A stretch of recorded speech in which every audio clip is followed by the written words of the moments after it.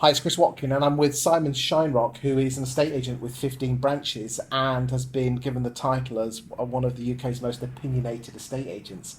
Simon, talk to me about your distaste for on the market. Talk to me.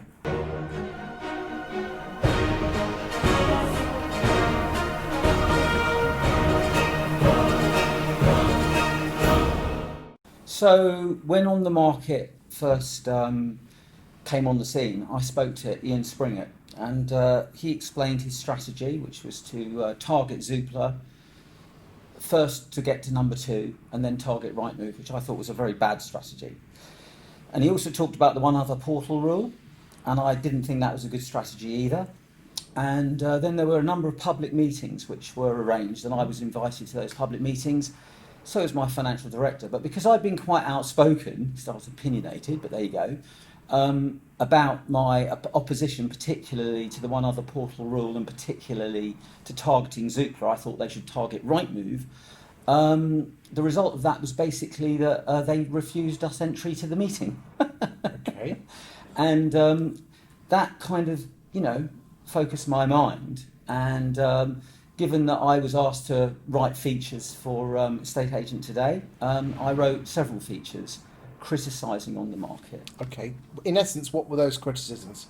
Well, I mean, again, very fundamental ones. I felt that the idea of refusing online agents, for example, and not allowing them to list, I felt that restricting small portals and saying, okay, you know, unless you're with us or and one other big one, it's no good. I thought that was very, very unfair. And I felt that the targeting of Zoopla, as opposed to Rightmove, I felt would make Rightmove stronger, and it did.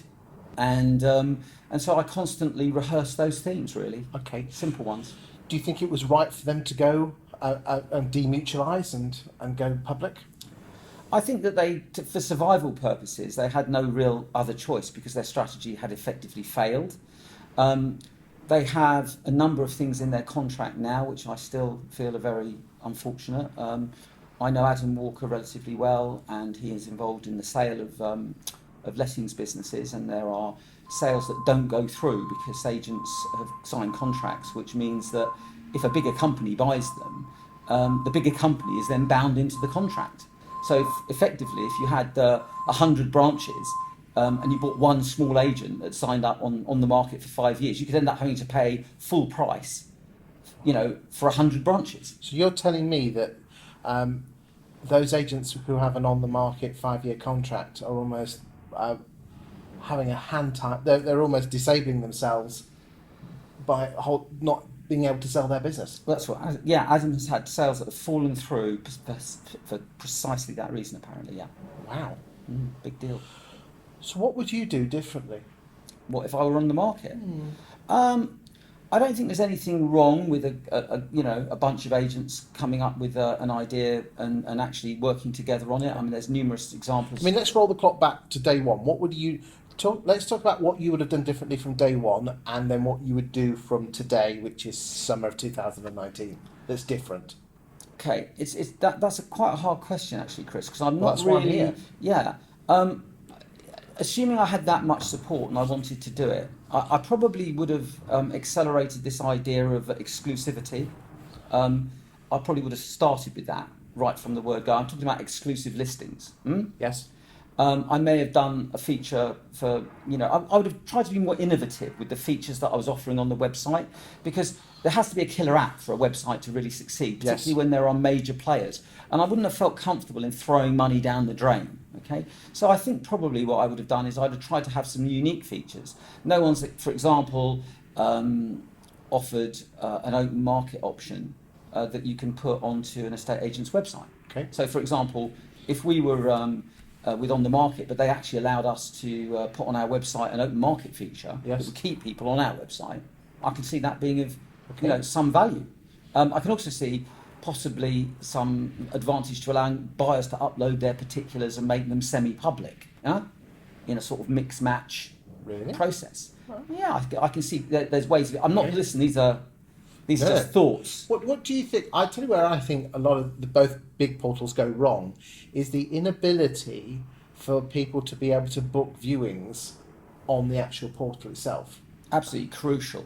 And I cannot understand why Airbnb does this and why, it's taken such a long time for major portals to do such a what appears to be a fundamental and simple thing. I mean, if you think about it, the portals have not really changed in 15 years, have they?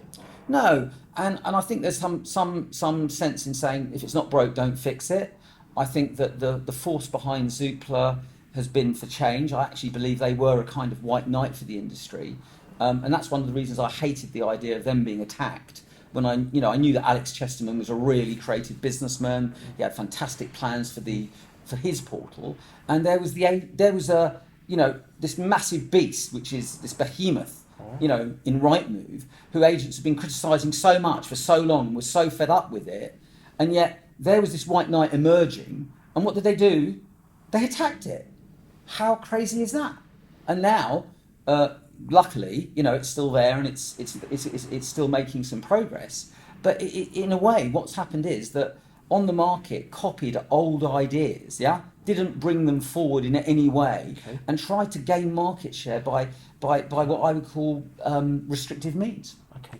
So would you do anything else different from moving today onwards? Let's just say I give you the keys to On the Market. What would I do now? Well, I think they've, I think that I think the horse has bolted on the exclusivity thing. I don't think that's new anymore. I think that bookings online, as you suggested, is a great idea, but I think again that's got to be, there's an inevitability around that process. I think if they were to link up social media in a really, really interesting way, and to sort of take a lead on that, Yeah, almost. Yeah, because I think the only fear Rightmove have is Facebook, and if there's plenty of agents that have actually ditched Rightmove. But the thing is, the most important thing is this: when you look at old media and new media, the fundamental difference is that old media was like magnetism; it was a strong force, but it was localized. Whereas social media is a weak force like gravity; it's everywhere. Okay, but what we've lost in terms of the newspapers, for example, which was old media, is serendipity. Serendipity is where people buy when they weren't looking. It's the no-demand marketplace. It's that aspect of that hyper-local. Now that is where Rightmove is completely useless. Why? Because the millions of people that supposedly view don't help you if you're in Christchurch and you're only interested in those people that are looking for your area.